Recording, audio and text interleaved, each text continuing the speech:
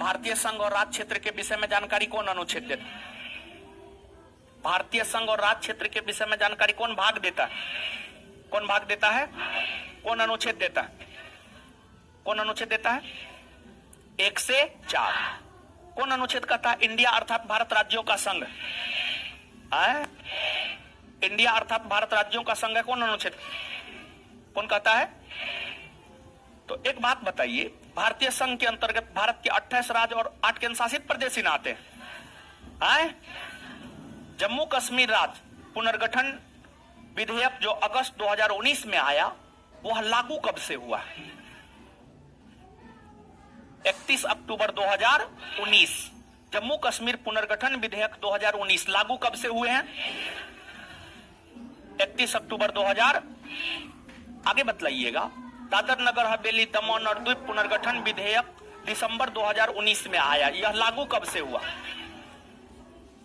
26 जनवरी 2020। यह लागू कब से हुआ? 26 जनवरी 2000। भारत क्या है? राज्यों का संघ। भारत क्या है? क्या कोई राज्य भारत से अलग हो सकता है? क्या कोई राज्य भारत से अलग हो सकता है? नए राज्यों को प्रवेश कौन अनुच्छेद के तहत दिला?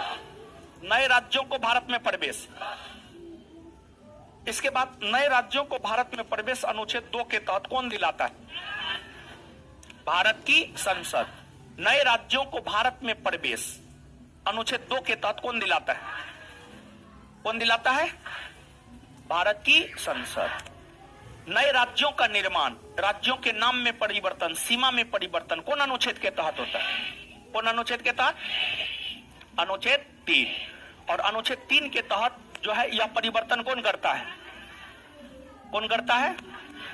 भारत की संसद। और जो है अनुच्छेद 2 और अनुच्छेद 3 के तहत होने वाले परिवर्तन संविधान संशोधन नहीं माने जाएंगे, क्योंकि ये परिवर्तन साधारण बहुमत के आधार पर हुआ है। ये बात कौन अनुच्छेद कहता है? अनुच्छेद 4। अनुच्छेद 2 और 3 के तहत होने वाले परिवर्तन संविधान संशोधन नहीं माने जाएंगे, क्योंकि ये परिवर्तन साधारण बहुमत के आधार पर होता है। ये बात कौन अनुच्छेद कहता है? कौन अनुच्छेद कहता है? अच्छा, एक बात बताइएगा, किसी भी राज्य को विभाजित करके नया राज्य बनाना है तो सबसे पहले विधेयक तैयार होता है। विधेयक तैयार कौन करता है? कौन करता है? भारत सरकार का गृह मंत्रालय। और इसके बाद नए राज्यों के निर्माण संबंधी विधेयक राष्ट्रपति के पूर्व अनुमति से संसद में आता है या बिना राष्ट्रपति के पूर्व अनुमति के आता है? राष्ट्रपति के पूर्व अनुमति से। राष्ट्रपति के पूर्व।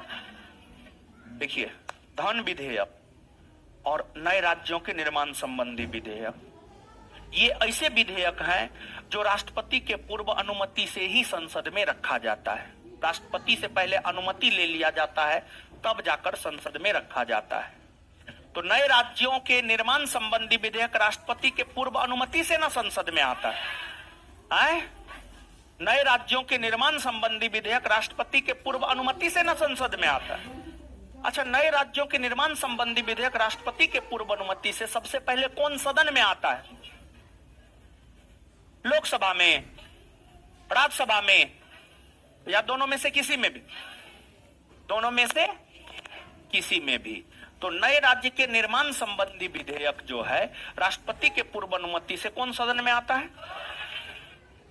दोनों में से किसी भी सदन में। और इसे संसद के दोनों सदनों को किस प्रकार के बहुमत से पारित करना है? साधारण बहुमत से। और इस पर राष्ट्रपति अनुमति देने के लिए बाध्य है। देखिए, धन विधेयक और नए राज्यों के निर्माण संबंधी विधेयक पर राष्ट्रपति अनुमति देने के लिए बाध्य है। और राष्ट्रपति अनुमति देने के लिए बाध्य इसलिए है क्योंकि ये दोनों विधेयक राष्ट्रपति के पूर्व अनुमति से आया है। क्योंकि ये दोनों विधेयक राष्ट्रपति के पूर्व अनुमति से आया है, इसी वजह से राष्ट्रपति उस पर अनुमति देने के लिए बाध्य है।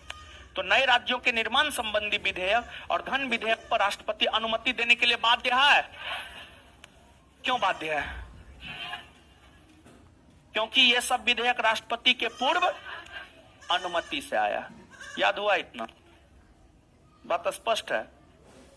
इसे आगे अगले क्लास में देखेंगे। ठीक है, मैथ रीजनिंग का भी